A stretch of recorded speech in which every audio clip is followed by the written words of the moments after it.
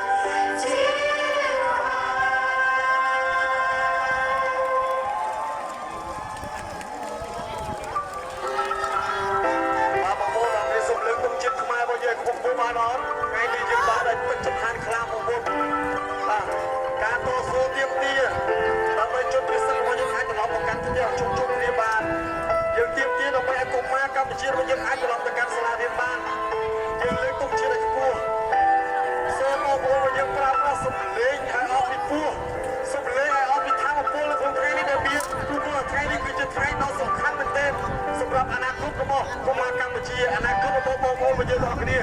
កម្ពុជាត្រូវការសន្តិភាព Hãy subscribe cho kênh Ghiền Mì Gõ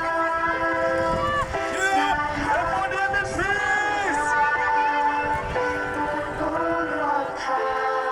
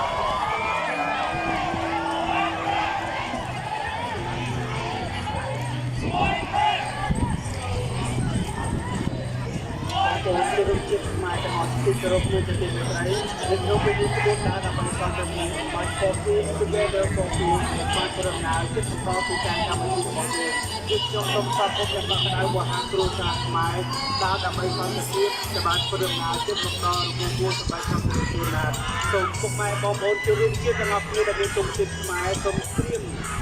រួមចាំខ្លួនដើរដើម្បីសន្តិភាពដែលនឹងប្រណាំងបន្ត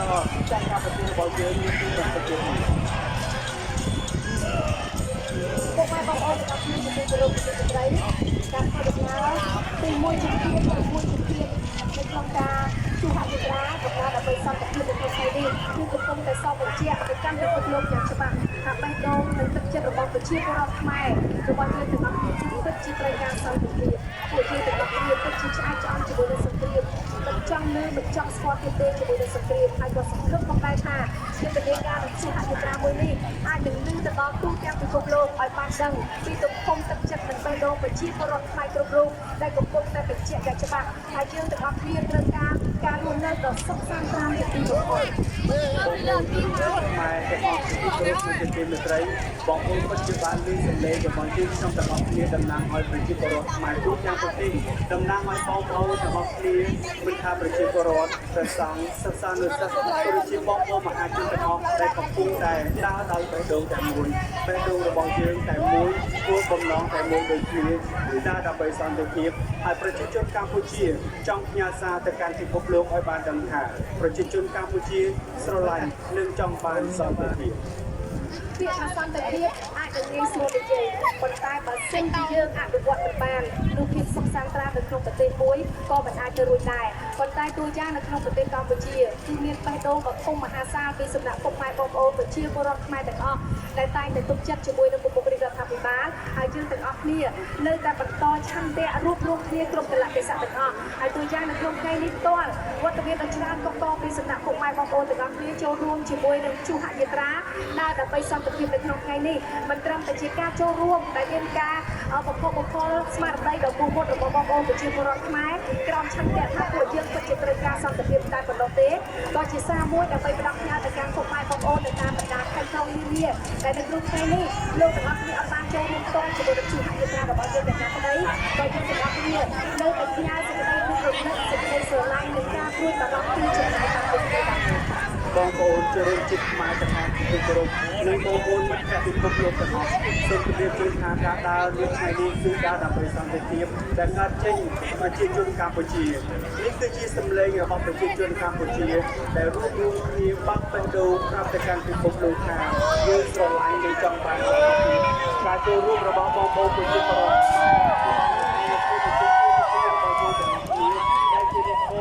សន្តិភាពរួមគ្នាជាពេលដែលប្រទេសជាតិរបស់យើងមានសន្តិភាពយើងពិតជាចង់ឲ្យប្រជាជនទាំងប្រទេសលោកចង់បានសន្តិភាពលោកហើយដូចនេះយើងចង់ប្រាប់ទៅពិភពលោកថាសន្តិភាពគឺមានតែជាសកលឲ្យពិភពលោកនិងយើងទាំងអស់គ្នាគឺជាគ្រួសារតែមួយ We are the world សន្តិភាពមិនថាដែរជិតសាសនាទេគាត់ទៅតែត្រូវការដែរយើងទាំងអស់គ្នាត្រូវការការជួបជុំក្រុមគ្រួសារត្រូវការបន្តថាជីវិតរបស់យើងត្រូវការបន្តនៅទំពាំងស្នងសរសៃដែលជាកុលបុត្រពីដាស់ខ្មែរជំនាន់ក្រោយគុំលុបលាស់កបដៅសក្តានុពលត្រូវយកនៅចំណេះវិជ្ជាផ្ទាល់ខ្លួនដើម្បីមានការអភិវឌ្ឍទៅដល់សង្គមជាតិប្រទេសជាតិទាំងមូលហើយตัวយ៉ាងនៅក្នុងថ្ងៃនេះបងប្អូនទាំងអស់គ្នាក៏កំពុងតែចូលរួមជាមួយនឹងសម្លេងពិភពលោកទាំងមូលដែរជីវិតរបស់យើងមនុស្សម្នាក់ៗគឺត្រូវការសន្តិភាពជាទីបំផុតហើយនៅក្នុងថ្ងៃនេះផ្ទាល់ស្មារតីសកម្មភាពកាយវិការនិងសម្លេងនៃការគ្រប់គ្រងរបស់យើងម្នាក់ៗគឺជាកម្លាំងចិត្តនិងធម៌ពលប្រកបដោយស្មារតីសាមគ្គីភាពនិងការរួបរวมរបស់ប្រជាពលរដ្ឋកម្ពុជាការដើម្បីសន្តិភាពនៅបានគឺផ្ដើមពីសហគមន៍សហព័ន្ធជនកម្ពុជាដែលដើម្បីសន្តិភាពបាច់ប្រទេសរៀបចំឡើងក្នុងគោលបំណងដើរជួហយាត្រាដើម្បីសន្តិភាពជួយទាំងអស់គ្នាចង់បានសន្តិភាពមិនចង់ឃើញការបំផ្លិចបំផ្លាញជាសកម្មភាពបាត់បង់អាយុជីវិតរបស់មនុស្សជាតិព្រោះនេះគឺជាអ្វីដែលកម្ពុជាធ្លាប់បានឆ្លងកាត់ការដើររបស់យើងនៅក្នុងនេះគឺជាការបង្ហាញទៅកាន់ពិភពលោកឲ្យដឹងថាយើងត្រូវឲ្យតម្លៃសន្តិភាពឲ្យរួមគ្នារក្សាសន្តិភាពសូមបងប្អូនដែលមានទង់ជាតិខ្មែរប្រាប់ទៅកាន់ពិភពលោកហើយយើងស្រែករួមគ្នាថាកម្ពុជាត្រូវការសន្តិភាព បងប្អូនជនរួមជាតិខ្មែរទាំងអស់គ្នាលើកទង់ជាតិនៃមោទនភាពរួមគ្នាស្រ័យទៅកាន់ពិភពលោកនិងប្រាប់មិត្តភក្តិរបស់យើងថាកម្ពុជាត្រូវការសន្តិភាពសូមស្រ័យជាមួយយើងទាំងអស់គ្នា1 2 3កម្ពុជាត្រូវការសន្តិភាពCambodia is Israelសន្តិភាពរួមសម្លេងតែមួយដើម្បីសន្តិភាពជាតិរបស់ទីក្រុងដើម្បីសន្តិភាពរបស់យើង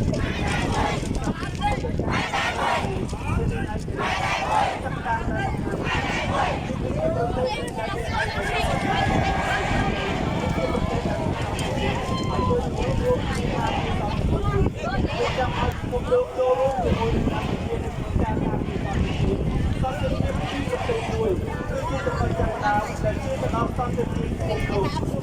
ការចូលរួមពីប្រជាជនកម្ពុជានៅក្នុងថ្ងៃនេះនឹងតែបង្ហាញអំពីការចង់បានសន្តិភាពសម្រាប់កម្ពុជាប៉ុន្តែគឺជាការបង្ហាញទៅកាន់ពិភពលោកគឺជាដំណើរឲ្យប្រជាជននៅជុំវិញពិភពលោកសូមប្រជាជនពលរដ្ឋខ្មែរក៏ដូចជាប្រជាជននៅជុំវិញពិភពលោកដែលបានឃើញការផ្សាយផ្ទាល់របស់យើងនិងព្រឹត្តិការណ៍ដើម្បីសន្តិភាពចូលរួមនៅក្នុងការបង្ហាញតែដោយដើម្បីសន្តិភាពពិភពលោកទាំងអស់គ្នាក្នុងពេលនេះប្រទេសជាតិរបស់យើងកំពុងតែត្រូវការសម្លេងរបស់យើងទាំងអស់គ្នាដូច្នេះសូមបងប្អូនប្រជាពលរដ្ឋខ្មែរគ្រប់មជ្ឈដ្ឋានទូទៅទាំងអស់សូមរបស់បងប្អូនទាំងអស់គ្នាជាឲ្យពិភពលោកបានជាកម្ពុជាគឺត្រូវតែខ្លាំងណាស់ពួកយើងទាំងអស់គ្នាពិតជាមិត្តសន្តិភាពមែនតើលោកណាសូមខ្លាចសន្តិភាពកម្ពុជាសូមឡើងសន្តិភាពសូមនិយាយជាភាសាបរទេសដើម្បីឲ្យពិភពលោកបានឮ Cambodia need peace អរគុណយុវជនរបស់យើងការចូលរួមពីបងប្អូនប្រជាពលរដ្ឋពិតជាបង្ហាញចិត្តអំណាចឲ្យមួយទោះជាក្នុងកលៈទេសៈណាក៏ខ្មែរស្រឡាញ់សន្តិភាពបើយើងរួមគ្នាចង់បានសន្តិភាពសម្រាប់ប្រជាជនដ៏កំសត់របស់យើងអរគុណការចូលរួមបង្ហាញចិត្តពីបងប្អូនទាំងអស់គ្នាហើយអ្វីដែលសំខាន់មិនត្រឹមតែមានការចូលរួមពីអង្គការនៃការប្រព្រឹត្តប៉ុន្តែយើងឃើញមិនទៅប្រជាជនបន្តទៅចិត្តពីសំណាក់ការចូលរួម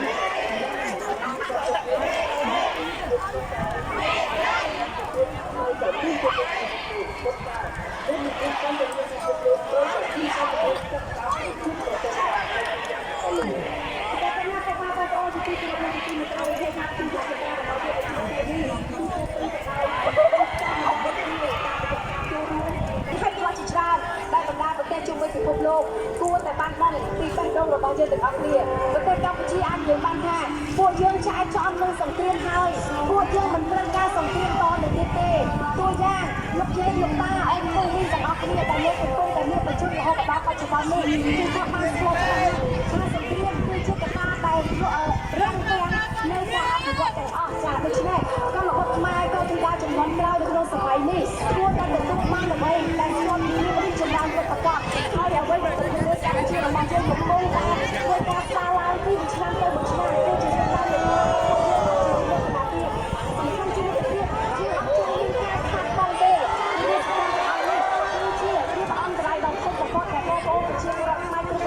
មិនចង់ហើយមិនចង់នេះមិនចង់ស្គាល់មកទៅទៀតឡើយបងប្អូនចូលរួមជាតិមកជួយមកទៅបងប្អូនដែលមានពលជាតិបងប្អូនដែលពាក់អាវមោទនភាពជាតិខ្មែរឬក៏បងប្អូនដែលពាក់អាវធម្មតាតែទាំងអស់គ្នាមានតែដូចជាខ្មែរដូចគ្នាហើយយើងដើរនៅទីនេះនៅក្នុងគោលដៅរួមគ្នាដើម្បីបញ្ជាក់ថាកម្ពុជាស្រឡាញ់និងចង់បានសន្តិភាពសប្តាហ៍នេះកម្ពុជាបាននិយាយថាយើងស្រឡាញ់សន្តិភាពប៉ុន្តែយើងមិនតមានសន្តិភាពទេនៅក្នុងពេលនេះអញ្ចឹងគឺយើងចង់បង្ហាញពិភពលោកថាយើងស្រ ខ្លាញ់ឲ្យយើងត្រូវការពេលនេះយើងត្រូវការសន្តិភាពត្រឡប់មកវិញសម្រាប់ប្រជាជាតិនិងមាតុភូមិរបស់យើងសូមបងប្អូនទាំងអស់គ្នាដែលកាន់ទង់ជាតិរបស់យើងសូមបងប្អូនដែលមានបេះដូងជាខ្មែរស្រែករួមគ្នាថាកម្ពុជាត្រូវការសន្តិភាព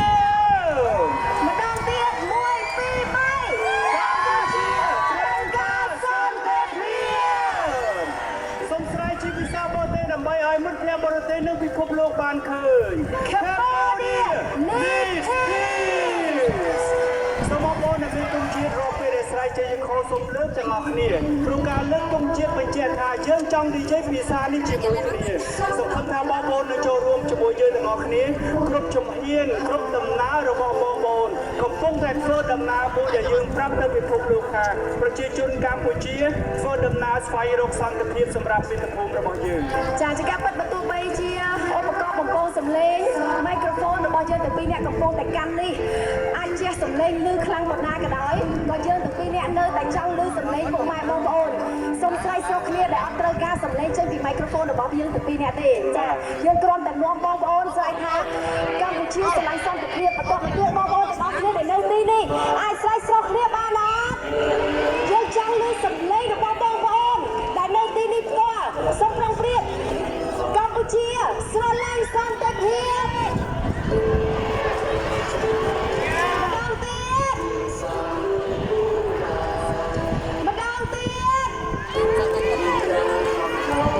សូមជាភាសាអង់គ្លេស Cambodia needs peace ម្ដងទៀត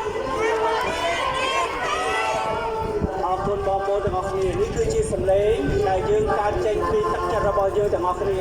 ថ្ងៃនេះបងប្អូនទាំងអស់គ្នាវេទិកាមួយនេះអត់ចង់ឲ្យយើងខ្ញុំជាពិធីករពិធីការនីតែពីរនាក់ឡើងមកនិយាយពេលនេះឬក៏ជាអ្នកដឹកនាំឲ្យបងប្អូននិយាយទេខ្ញុំសូមឲ្យបងប្អូនប្រជាពលរដ្ឋរាប់ម៉ឺនអ្នកនៅទីនេះនិយាយចេញពីបេះដូងទាំងអស់គ្នាព្រោះថ្ងៃនេះយើងមិនមែននិយាយសម្រាប់ប្រជាជនកម្ពុជាឲ្យលឺជានេះទេព្រោះប្រជាជនយើងបានដឹងហើយថាយើងស្រឡាញ់សន្តិភាពខ្មែរស្រឡាញ់សន្តិភាពអ្នកណាក៏ដឹងដែរប៉ុន្តែថ្ងៃនេះទួលនីតិរបស់យើងទាំងអស់គ្នាគឺយើងប្រាប់ទៅកាន់ពិភពលោកថាយើងស្រឡាញ់សន្តិភាពខ្មែរស្រឡាញ់សន្តិភាពចង់ឲ្យពិភពលោកបានដឹងថាសម្លេងនេះមិនមែនចេញពីខ្ញុំមិនមែនចេញពីនិមលមិនមែនចេញពីនរណាម្នាក់ទេប៉ុន្តែចេញពីប្រជាពលរដ្ឋខ្មែររាប់លានអ្នកនៅទីនេះហើយបងប្អូនដែលតាមផ្ទះក៏នឹងចូលរួមស្រែកជាមួយនឹងយើងខ្ញុំទាំងអស់គ្នាចង់ឲ្យពិភពលោកដឹងថាសម្លេងនេះចេញពីប្រជាជនកម្ពុជាព្រោះនៅពេលដែលយើងនិយាយថាប្រជាជនកម្ពុជាស្រឡាញ់សន្តិភាពតើសម្លេងនោះនៅឯណា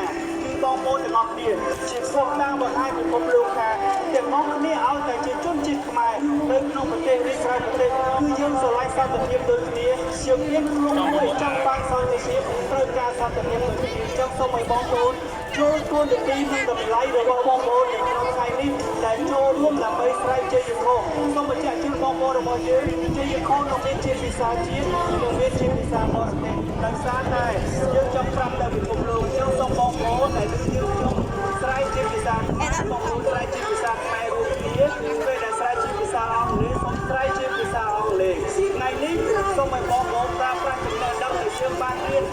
បង្ហាញទៅពិភពលោកជាពិសេសគឺបងប្អូនចិនស៊ីចំនួនច្រើនប្រើចំណេះដឹងបងប្អូនដែលរៀនពីប្រទេសដែលមានសន្តិភាពស្រែកប្រាប់ពិភពលោកថា Cambodia needs peace Cambodia love peace together for peace we are one for peace សូមចាំពេលនេះឲ្យយើងនឹងស្រែកទាំងអស់គ្នាព្រោះនៅពេលប្រទេសនេះក្បួនរបស់យើងនឹងធ្វើដំណើរមកដល់វេទិកាធំនៅពេលប្រទេសនេះខ្ញុំចង់ឲ្យបងប្អូនដែលកំពុងតែធ្វើដំណើរចូលពីកម្មវិធីរបស់យើងស្រែករកគ្នាយកពេលដែលយើងចាប់ផ្ដើមកម្មវិធីធំទៅលើវេទិកានេះយើងមកបង្ហាញទៅដល់យើងស្រុកគ្នាតែម្ដងអាចធ្វើបានដល់អ្នកទាំងអស់គ្នា ឥឡូវប្រុងទៀតណាយើងនឹងមានសំឡេងសម្លេងព្រោះថាឥឡូវនេះប្រទេសជាតិត្រូវការសម្លេងយើងហើយអ្នកទាំងអស់គ្នាសូមកុំកន្តើយណាសូមកុំកន្តើយយើងអាចប្រើសម្លេងរបស់យើងព្រោះថាការដែលជួបជុំនៅក្នុងជួរហយាត្រារបស់យើងបានដើម្បីសន្តិភាពនេះមិនថាអ្នកទាំងអស់គ្នាសម្បត្តិសម្ភារបែបណាមានការងារមានតួនាទីបែបណាក៏ដោយប៉ុន្តែក្នុងនាមជាពលរដ្ឋខ្មែរតួយ៉ាងដូចជាយើងជុំទៅពីអ្នកនៅលើវេទិកានៅក្នុងថ្ងៃនេះមិនមែនជាតួនាទីពិធីករពិធីការនីប៉ុន្តែយើងគឺជាកូនខ្មែរខ្ញុំសូមប្រើសម្លេងជាខ្ញុំលោកវិឆ័យប្រើសម្លេងជាគាត់អ្នកទាំងអស់គ្នាគឺត្រូវប្រើសម្លេងជាខ្លួនឯងក្នុងនាមជាពលរដ្ឋខ្មែរហើយនៅក្នុងក្បួនរបស់យើងទៀតសោតមានការចូលរួមពីសម្ដេចរដ្ឋមន្ត្រីដែលជាប្រធានសហភាពសហព័ន្ធយុវជនកម្ពុជានៅក្នុងថ្ងៃនេះ សមាជិករបស់គាត់គឺជាប្រជាពលរដ្ឋខ្មែរដែលត្រូវបង្ហាញមួយសម្លេងដូចជាពួកយើងដូចខ្ញុំដែរបាទឥឡូវអ្នកទាំងអស់គ្នាសូមប្រុងប្រយ័ត្នហើយស្រីលោកសូមគ្នាកម្ពុជាត្រូវការសន្តិភាពអរគុណចឹងចាប់ឡើងពីយើងខ្ញុំសូមជម្រាបដល់អ្នកកម្ពុជាត្រូវការសន្តិភាពត្រូវការសន្តិភាព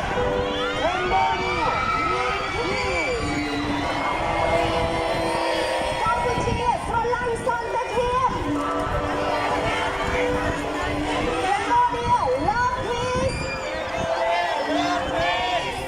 យើងស្រឡាញ់សន្តិភាព We are one for peace រួមសម្លេងតែមួយដើម្បីសន្តិភាព Together for peace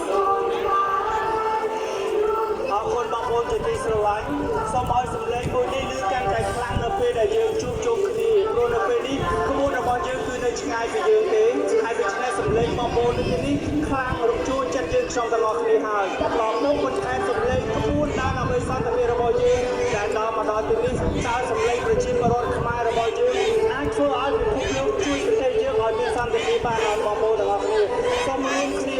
ហើយយើងអាចជួយបានសម្រាប់បងប្អូនបងប្អូននៅខាងមុខគឺស្វែងរកសន្តិភាពសម្រាប់ប្រទេសយើងឲ្យពិភពលោកដឹងថាប្រទេសយើងជាប្រទេសដែលស្រឡាញ់សន្តិភាពនៅពេលដែលអ្នកស្វែងរកការសន្តិភាពបងប្អូនត្រូវគិតថាសមរភូមិរបស់យើងអាចនឹងស្រាលស្រាងគេនឹងជួយយើងចង់សូមឲ្យបងប្អូនប្រើសម្លេងមួយនេះដើម្បីអំពាវនាវទៅកាន់ពិភពលោកឲ្យគាត់ស្គាល់ឲ្យគាត់យល់ពីប្រជាជនកម្ពុជារបស់យើងសង្ឃឹមថាអ្នកទាំងអស់គ្នានឹងអាចធ្វើបានចូលរួមចំណែកដើម្បីឲ្យព្រំដែនរបស់យើងមានសន្តិភាពឡើងវិញបងប្អូនទាំងអស់គ្នាយើងគួរតែមានមោទនភាពនៅអ្វីដែលអ្នកទាំងអស់គ្នាកំពុងតែចូលរួមនៅក្នុងថ្ងៃនេះផ្ទាល់តែម្ដងទទួលស្គាល់ថាស្ថានភាពក្នុងពេលបច្ចុប្បន្ននេះការជួបជុំលើសតែពី 5,000 នាក់មិនមែនជារឿងអំណោយផលប៉ុន្តែតួយ៉ាងអ្នកទាំងអស់គ្នាកំពុងតែសូមបញ្ជាក់ឲ្យពិភពលោកបានដឹងថាស្ថានភាពបែបណាក៏ដោយការជួបជុំពីសំណាក់បងប្អូនប្រជាពលរដ្ឋខ្មែរចូលដល់ខ្ទង់មើលអ្នកបែបណាក៏ដោយក៏យើងនៅតែរក្សាសន្តិភាពរក្សានៅសេចក្តីថ្លៃថ្នូរចរិតរូបទងរបស់ពួកយើងទៅកាន់ពិភពលោកទាំងអស់គ្នាបានដឹងថាយើងទាំងអស់គ្នាមិនមែននិយាយត្រឹមតែបបោមាត់ថាយើងស្រឡាញ់សន្តិភាពត្រូវការសន្តិភាពតែប៉ុណ្ណោះទេប៉ុន្តែបេះដូងនិងឆន្ទៈរបស់យើងគឺពិតជាត្រូវការសន្តិភាពយើងទាំងអស់គ្នាពិតជានឹកសន្តិភាពខ្លាំងណាស់រយៈពេលថ្មីនេះយើងទាំងអស់គ្នាហាក់បីដូចជាឆ្ងាយជាមួយនឹងពាក្យថាសន្តិភាពហើយយើងសង្ឃឹមថាជួបអយុធនៅក្នុងថ្ងៃនេះមិនទាន់នេះបញ្ចប់ទេសន្តិភាពនឹងត្រឡប់មកជារស់នៅជាមួយនឹងពួកយើងទាំងអស់គ្នាវិញហើយយើងទាំងអស់គ្នាអាចប្រសើរអាចសន្តិភាពដោយសេចក្តីនឹករលឹកទាំងអស់គ្នាអ្នកទាំងអស់គ្នាយើងអាចយកទៅយ៉ាងទៅបានដល់បានសូមស្រែកថាកម្ពុជាស្រឡាញ់សន្តិភាព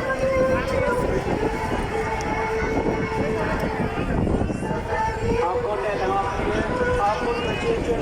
ដ៏ល្អអស្ចារ្យបំផុតរបស់កម្ពុជាយើងខ្ញុំទាំងអស់គ្នាពិតជាដឹងគុណអ្នកទាំងអស់គ្នានៅក្នុងពេលដែលជាតិត្រូវការយើងទាំងអស់គ្នាបានបំពេញគុណក្នុងជាប្រជាជនដ៏ល្អចូលរួមចំណែកលើសមរភូមិក្រៅជួយកងទ័ពរបស់យើងជួយប្រទេសជាតិរបស់យើងដែលត្រូវការសន្តិភាពហើយថ្ងៃនេះយើងពិតជាបានឃើញពីក្បួនដើរដើម្បីសន្តិភាពរបស់យើងប្រជាពលរដ្ឋចូលរួមរាប់ម៉ឺននាក់អ្វីដែលយើងមានមោទនភាពបំផុតគឺប្រជាជនខ្មែរដើរដោយថ្លៃថ្នូរដើរដោយមានរបៀបរៀបរយបំផុតស័ក្តិសមជាប្រជាជននៃអរិយប្រទេសអរគុណអ្នកទាំងអស់គ្នាដែលធ្វើឲ្យមុខមាត់កម្ពុជាថ្ងៃនេះពិភពលោកមើលឃើញថាប្រទេសនេះតូចតែបេះដូងរបស់យើងធំទោះបីជាស្ថិតនៅក្នុងកលៈទេសៈបែបណាពួកយើងនៅតែរួបរวมគ្នាពួកយើងនៅតែបារម្ភសុខទុក្ខនៃការទុកបានរបស់យើងឬក៏ការមិនទទួលបានស្រឡាញ់និងព្រួយបារម្ភទៅកាន់ពួកគាត់ទាំងអស់គ្នាការជួបជុំរបស់ពុកម៉ែបងប្អូនទាំងអស់គ្នានៅក្នុងថ្ងៃនេះមិនត្រឹមតែជាសារមួយទៅកាន់ពិភពលោកទេក៏ជាសារមួយដើម្បីទៅកាន់បងប្អូនប្រជាពលរដ្ឋខ្មែរទាំងអស់ឲ្យបានដឹងថាអ្នកទាំងអស់គ្នាកំពុងតែក្នុងសភាពការតែមួយយើងទាំងអស់គ្នាក៏នៅតែស្រឡាញ់នៅតែគ្រប់គ្រងនៅតែបារម្ភអញ្ចឹងជឿជាក់ថាជំហរយុទ្ធសាស្ត្ររបស់យើងនៅក្នុងថ្ងៃនេះយើងនឹងឆាប់ទទួលបាននូវសន្តិភាពយើងទាំងអស់គ្នាពិតជាត្រូវការសន្តិភាពកម្ពុជាពិតជាស្រឡាញ់សន្តិភាពទេណាសូមអ្នកទាំងអស់គ្នាសូមអ្នកទាំងអស់គ្នាសូមអ្នកទាំងអស់គ្នាសូមអ្នកទាំងអស់គ្នា ដែលមានបេះដូងតែមួយ អរគុណបងប្អូនចូលសង្ឃឹមថាយើងមិនមែនគ្រាន់តែនិយាយចេញពីសម្លេងប៉ុន្តែយើងនិយាយចេញពីបេះដូងសូមឲ្យពេលយើងថ្ងៃនេះការចេញពីបេះដូងខ្មែរសូមមកជាមួយនឹងទង់ជាតិរបស់យើងបងប្អូនពេលដែលបងប្អូនមានទង់ជាតិនៅដៃប្រសិនបើយើងបញ្ឈប់ទង់ជាតិរបស់យើងទៅជាយើងបញ្ឈប់ជាតិរបស់យើងចឹងពេលដែលបងប្អូននិយាយពីជាតិខុសសូមលើកឡើងពីនៃមោទនភាពហើយប្រាប់ថាជាតិរបស់យើងគឺតែមួយប្រជាជនគឺតែមួយសម្លេងរបស់យើងតែមួយចឹងពេលដែលយើងស្រែកជើងទៅខុសសូមឲ្យបងប្អូនស្រែករួមគ្នាហើយសូមគោរពទង់ជាតិដូចគ្នាព្រោះទង់ជាតិនេះពេលថាទង់ជាតិបរិវិចតំណាងឲ្យជាតិដែលមានសន្តិភាពតំណាងឲ្យជាតិដែលអំណាចគង់ទង់ជាតិយើងឲ្យនៅស្ងៀមនៅពេលដែលយើងស្រែកជើងទៅខុសឥឡូវយើងខ្ញុំចង់ឲ្យអ្នកទាំងអស់គ្នាស្រែកជើងទៅខុសម្ដងទៀតមុននឹងយើងជុំគ្នាហើយខ្ញុំចង់ឲ្យនៅពេលដែលយើងជួបជុំគ្នាទាំងអស់នៅលើវេទិការបស់យើងសំឡេងស្រែកពីបងប្អូនទាំងអស់គ្នានឹងជាកម្លាំងមួយដែលលឺទៅដល់ពិភពលោកអញ្ចឹងសូមស្រែកទាំងអស់គ្នាកម្ពុជាត្រូវការសន្តិភាព កម្ពុជាត្រូវការសន្តិភាព Cambodia needs peace យើងស្រឡាញ់សន្តិភាព យើងស្រឡាញ់សន្តិភាព We are one for peace We are one for peace រួមសម្លេងតែមួយដើម្បីសន្តិភាព រួមសម្លេងតែមួយដើម្បីសន្តិភាព Together for peace Together for peace អរគុណអ្នកទាំងអស់គ្នា slogan 3នេះសូមឲ្យអ្នកទាំងអស់គ្នាចាំជ័យជំនះ3នេះសូមចាំយើងនឹងស្រែករួមគ្នានៅពេលដែលក្បួនបាដាដើម្បីសន្តិភាពរបស់យើងធ្វើដំណើរមកដល់ទីនេះហើយឃើញថាក្បួនរបស់យើងចេះតែបន្តដំណើរសន្សឹមហើយទៅនៃក្បួនរបស់យើងក៏នៅវែងដែរអរគុណការចូលរួមដោយស្ម័គ្រចិត្តពីបងប្អូនប្រជាពលរដ្ឋខ្មែរដែលថ្ងៃនេះគឺយើងបានណាត់គ្នាជួបជុំគ្នាដើម្បីផ្ញើសាររួមគ្នាថាកម្ពុជាស្រឡាញ់និងចង់បានសន្តិភាពថ្ងៃនេះសូមបន្ថែមពាក្យមួយថាចង់បានសន្តិភាពតែពិតពាក្យថាស្រឡាញ់សន្តិភាពយើងស្រឡាញ់ហើយប៉ុន្តែពេលនេះយើងអត់ទាន់មានសន្តិភាពរបស់យើងបាត់បង់អញ្ចឹងយើងចង់បានត្រឡប់មកវិញហើយដូច្នេះសូមឲ្យបងប្អូនយល់ថាយើងត្រូវតែទៅជាមួយនឹងពាក្យថាយើងស្រឡាញ់សន្តិភាពកម្ពុជាចង់បានសន្តិភាពគឺយើងចង់បានត្រឡប់មកវិញបាទ បងប្អូនទាំងអស់គ្នាយើងនៅតែទទួលសុំដដែលចាបងប្អូនទាំងអស់គ្នាត្រូវតែមានជំនឿជឿជាក់លើខ្លួនឯងបើទោះបីជាអ្នកទាំងអស់គ្នាត្រឹមតែជាកូនសិស្សត្រឹមតែជាអាជីវករធម្មតាមិនមែនជាអ្នកដែលមានឥទ្ធិពលសម្លេងដើម្បីរំលឹកទូទាំងប្រទេសយ៉ាងណាក្តីប៉ុន្តែសង្គមរបស់អ្នកទាំងអស់គ្នាអាចនឹងសាយភាយទៅកាន់បណ្ដាប្រទេសផ្សេងៗជាមួយពិភពលោកសម្លេងរបស់អ្នកទាំងអស់គ្នានៅក្នុងថ្ងៃនេះអ្នកទាំងអស់គ្នាសាកសម័យមើលការចូលរួមពីសម្រាប់ទាំងឯងបងប្អូនមិនអ្នកទេដូច្នេះបើសិនជាមិនមកក្រៅមកសម្រាប់តែរបស់យើងនៅក្នុងថ្ងៃនេះក៏ជាសារមួយដែលពិភពលោកត្រូវតែបានចាត់បើកបេះដូងទទួលយកនៅអ្វីដែលជាការប្រទេសសុំជាការស្នើសុំជាសារអឺរបស់ប្រជាពលរដ្ឋខ្មែរហើយយើងទាំងអស់គ្នាពិតជានឹកសន្តិភាពយើងទាំងអស់គ្នាពិតជាត្រូវការសន្តិភាពកម្ពុជាគឺជាប្រទេសសន្តិភាពទីបំផុតហើយយើងទាំងអស់គ្នា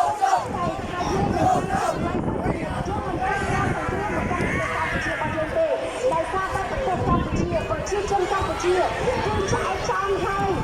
ឆ្លងគ្រប់គ្រាន់ហើយជាមួយនឹងការវិនិច្ឆ័យកម្មជាមួយនឹងសង្គ្រាមដូច្នេះពាក្យសង្គ្រាមយើងមិនចង់ឲ្យមាននៅក្នុងឆាកជីវិតរបស់បងប្អូនប្រជាពលរដ្ឋខ្មែរជីវិតទៅទៀតកូនខ្មែរចំនួនក្រោយតូចមិនគួរបានស្គាល់ពាក្យថាសង្គ្រាមនោះឡើយចាដូច្នេះនៅក្នុងថ្ងៃនេះសង្ឃឹមថាជួហយាត្រានៅព្រឹត្តិការណ៍របស់យើងគឺនឹងទទួលបាននៅសន្តិភាពក្នុងពេលដ៏ខ្លីនេះចាបងប្អូនទាំងអស់គ្នាសូមបន្តការចូលរួមដោយមានការជឿជាក់ទៅលើខ្លួនឯងថាពួកយើងទាំងអស់គ្នាពិតជាអាចធ្វើបាន account របស់អ្នកទាំងអស់គ្នាសម្លេងរបស់អ្នកទាំងអស់គ្នានឹងមានឥទ្ធិពលទៅកាន់ពិភពលោកថាយើងពិតជាត្រូវការសន្តិភាពខ្លាំង បងប្អូនចូលរួមជាតិខ្មែរទាំងអស់ជាទីគោរពនិងជាទីមេត្រីនៅក្នុងពេលនេះក្បួនដើរដើម្បីសន្តិភាពរបស់យើងក៏បានធ្វើដំណើរមកដល់វេទិការបស់យើងសូមជំរុំជាតិទាំងអស់លើកទង់ជាតិហើយនិយាយថាកម្ពុជាស្រឡាញ់សន្តិភាពកម្ពុជាស្រឡាញ់សន្តិភាពសូមម្ដងទៀតអ្នកទាំងអស់គ្នាកម្ពុជាស្រឡាញ់សន្តិភាពកម្ពុជាស្រឡាញ់សន្តិភាព Cambodia need peace Cambodia need peace ប្រជាពលរដ្ឋទាំងអស់ជាទីគោរពនិងជាទីស្រឡាញ់ពេលវេលាដែលយើងគុំបេះដូងរួម